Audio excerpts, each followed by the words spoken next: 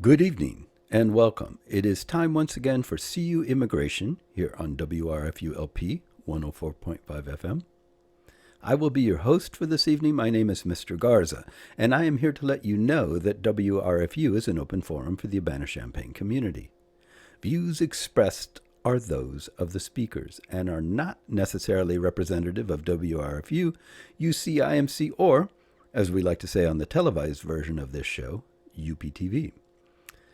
These views are our own, and by our in this instance, if not in any other, I mean myself, my guests, or anyone whose words I might happen to read during the show. And speaking of guests, today we have Lisa Wilson, Executive Director of the Refugee Center in Champaign, Illinois.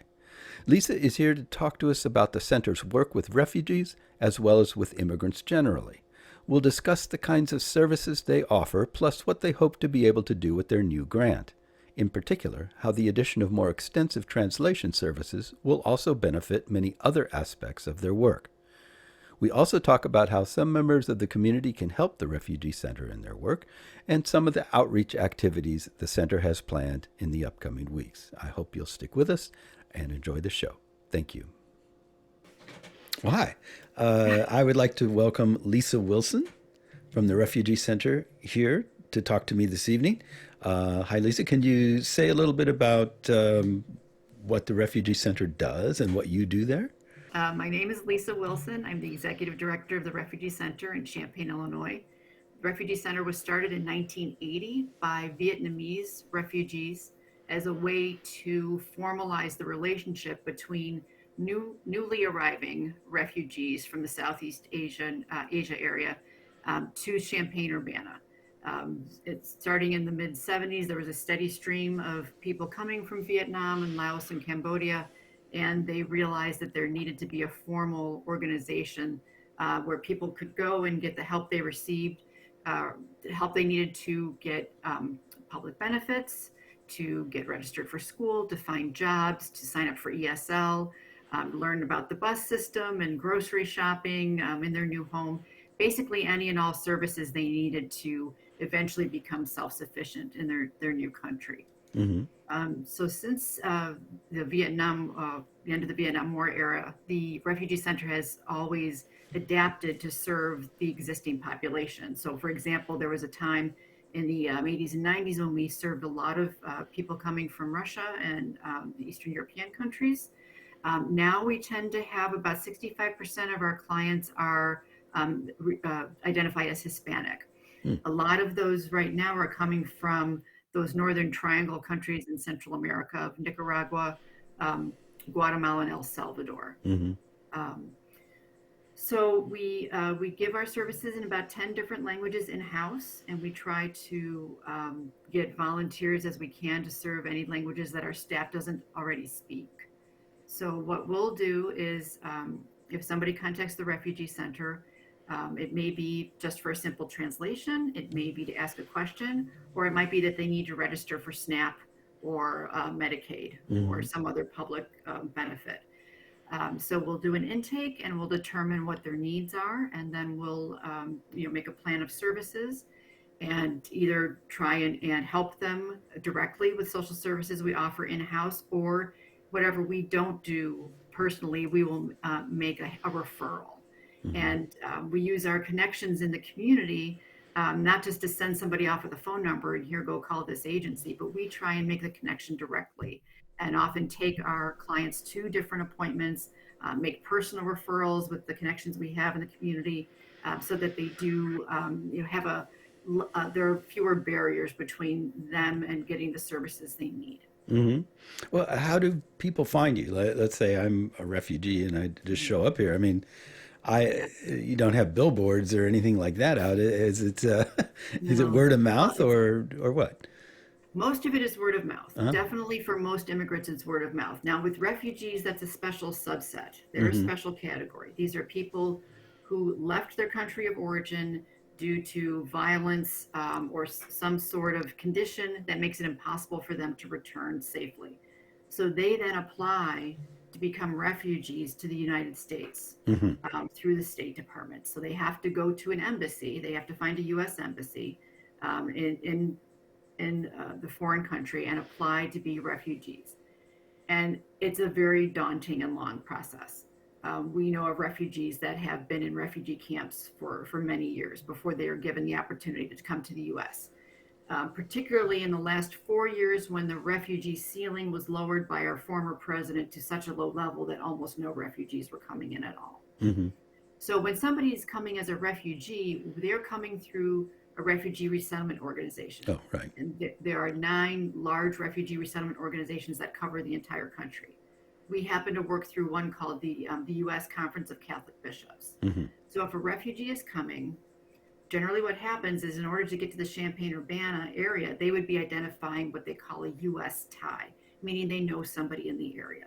Either their sister moved here years ago or some Mm-hmm. other relative, or maybe it's a friend that they worked with overseas. They identify somebody that can help them, introduce them to the area. So Mm-hmm. that's generally how we get refugees now is by U.S. ties. That may change in the future now with more numbers coming in. It may be that organizations like ours, it won't just be a U.S. tie. We may just be assigned refugees. I see. So the refugees would come in and they would be assigned to us. And that means Mm-hmm. we meet them at the airport. We arrange for housing ahead of time. We arrange for some food to be available to them and anything else they might need until they apply for public benefits and get funding through that source. We help register kids for school. We help find jobs.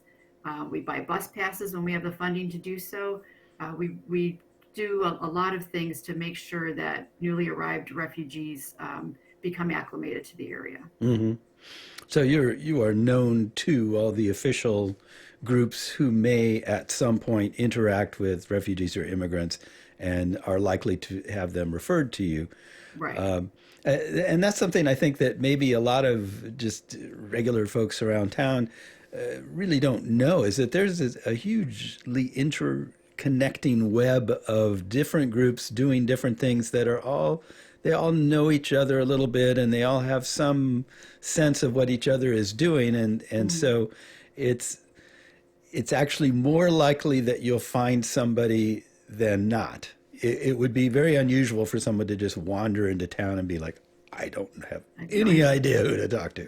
Because Right. at some point, even if you're just like, okay, I guess I have to get a driver's license. So you go to the driver's license people. Somewhere at some point, you're going to talk to somebody who knows these, who's in these various groups or knows Right. someone who is and hook them up. I just think that's very interesting because I have been asked by a number of people that sort of question, like, particularly during the COVID thing, like, well, how do immigrants connect with services? I mean, how do they know to get shots or where to go or whatever? And there's actually there are a lot of ways that people connect with each other. So that's very interesting. How do you? How are you funded as a rule?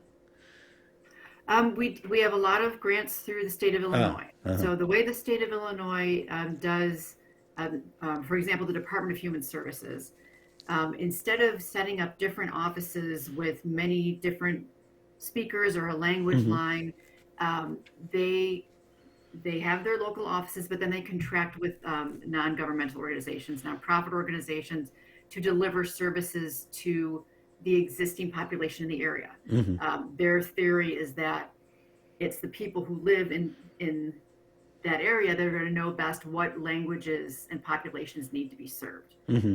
So, for example, by registering immigrants who qualify for SNAP and Medicaid and all kids health insurance, which all kids um, are eligible for. So we're breaking down the barrier there between the immigrants and having to go to the local the Department of Human Services office and maybe find somebody that speaks their language, maybe not. It Mm-hmm. depends. They tend to have Spanish speakers there, but other languages are you're much less likely to find. So we help break down that barrier, and also immigrant policy is very complicated. I have a cheat sheet that's like 10 pages long of which category of immigrant qualifies for which public benefit, Mm-hmm. and it is immensely complicated. So we are trained in that kind of policy and know who to go to at the Department of Human Services if we have, for example, a client that gets denied for SNAP, but they Right. are, by law, fully entitled to do that, and that it happens. It's a huge bureaucratic system. There's little, you know, checks boxes to check, and things can go wrong. So we're there to help make that process smoother, so that our clients get the benefits that they're entitled to. Mm-hmm. Mm-hmm. Yeah, I mean, I know one reason that we're doing this interview at this particular time is because you guys have gotten are have received or are about to receive a grant, Right. and so I was just curious how generally you were funded because it makes sense then that this would be yet another grant for you to Hmm. use. Is this different in some way? Like, is it to cover something different from what you Yes. ordinarily do? Okay. Yes, because in particular, this grant is for mental health services Uh huh. to the immigrant and limited English proficient population and language access. Mm-hmm. That is the majority of the services that we're providing. A number of immigrant involved organizations in the area were invited to speak to the Champaign County Board about the needs of the immigrant community when they were discussing potential projects for this ARPA money. Yeah. And we emphasized that there was a huge need for mental health services, especially in languages other than English. Mm. It's a huge need in the area, and in order to attract people that can give those services, there needs to be some sort of incentive. So hopefully um, this money will help us attract qualified individuals to give those services. And then once we show that there's a need for this kind of service, we're very confident that we'll be able to get additional funding from other sources because ARPA funding is only a one-time thing. Right. So the county was very concerned about we want to use it um, to really make a difference, but we don't want to start a project that we can't fund 3 years down the road. Mm-hmm. So our mission is to show that this is a great need in the area, and to be able to demonstrate to other funders that this is something that we can keep going and that is a benefit to the community, and hopefully get additional funding in that manner. And then I was going to say, and then the other part of it is this language access plan, Mm-hmm. which um, we know that most government agencies in the area do have Spanish speaking flyers and some Spanish speakers who work in their offices. But outside of that, there's some French as well. But we have a wealth of languages in the area now that are not being served by our government. And they really, every resident is entitled to receive government services in their native language. Mm-hmm. So the language access plan, the same kind of concept where we're trying to build the capacity here and attract people who are going to be able to be translators or be able to work with these other organizations to provide the kinds of dual language flyers or information that can benefit the entire Champaign County. Mm-hmm. Oh, it's strange. I'm distracted because I look like I have a sunburn here, and this do Oh, I look all red to you? no, you look fine. It was funny. I Really? noticed that as the sun is going down, I'm sitting in what my husband's been using as an office since COVID, and he's got a screen that's on above me. And when it went out, I realized I couldn't be seen very well. Yeah. So I have to jiggle his mouse every once in a while to keep that light on because I don't have any other lights in this room right now. Yeah, it's funny how these things in this era of COVID, I don't know, you've probably done a lot of Zoom and or whatever meetings, and Yeah. so have I. And it's been a real learning curve to kind of get used to doing it. In a way, I kind of like it because it's you're just at home and you just go press a button and you're at a meeting, and Right. then press a button and you go off munching popcorn and watching a movie. It's none of that driving and all that sort of thing. But it Yeah. is kind of strange and distracting to look at yourself Yeah. even All the out of the time. corner of your eye while you're talking to somebody else. So anyway, I It just is. happened to notice that, gosh, my face looks bright red. It's so weird. So anyway, that's neither here nor there, but it was distracting me. And of course, maybe I do have a sunburn. I could be. I have no idea. Anyway, yeah. So are these? You were talking about mental health and language stuff.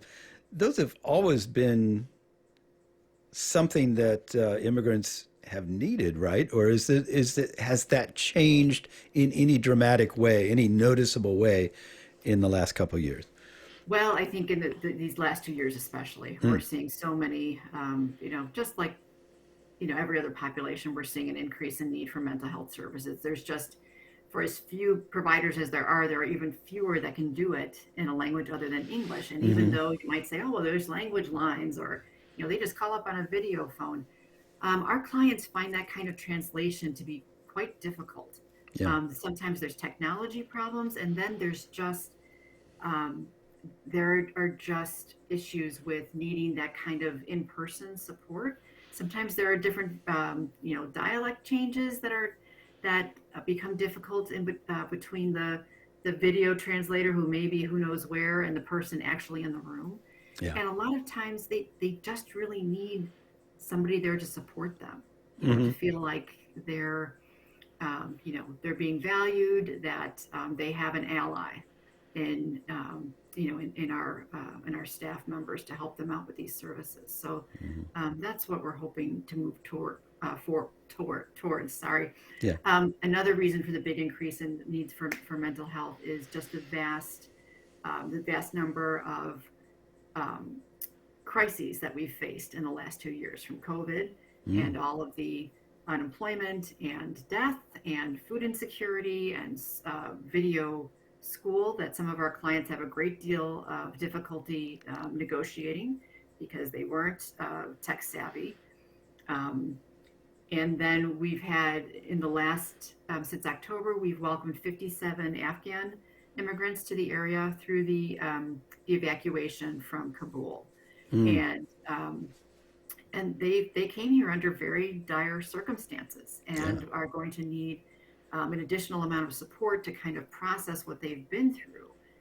We're at the stage now, thankfully, where we're coming out of crisis mode. We received a lot of immigrants in a very short period of time. We were able to find them housing, Hmm. clothing, household goods, food, get the kids registered for school, get people signed up for some ESL, and then moved on towards jobs as long as they had their documentation. And that was another big part of all of that is they each had to have their social security number and their employment authorization document before they could go to work. We waited a long time and are still waiting on two of them, quite Mm. frankly. So with that large of a mass of people coming at once, it really just it's been a challenge for every government agency just to generate those documents and to get things to people so that they can go on and go out and get jobs and earn a living. So as we move out of this crisis mode, I am hoping to get more mental health care for Yeah. our clients. Right now, it's been focused mostly on physical health. They have to have a refugee health screening Mm. to be in compliance with the terms of their parole in the United States, which just means that they've been admitted to the United States. Right. And then we've had a lot of clients who have had dental problems. So they have Mm. pretty poor dental health, um, and that's required a lot of visits. We have an Afghan resettlement staff that has spent a lot of time taking clients to and from doctor's appointments and dentist appointments and things like that. So it's been a very, very busy time. But as we move um, out of crisis and more towards normalcy, I'm hoping to get them some mental health resources that will help them process everything that's happened to them in the last few months. Yeah, I can imagine. And the translation stuff, I think it must be really important, particularly when you're surrounded by a sea of people that do not speak your language. So any interactions that you do have are either with fellow immigrants from the same part of the world Mhm. or through very limited, I speak a little English kind of things. Right. And I don't know about you, but I'm frustrated by my inability to actually learn other languages. I can Yeah.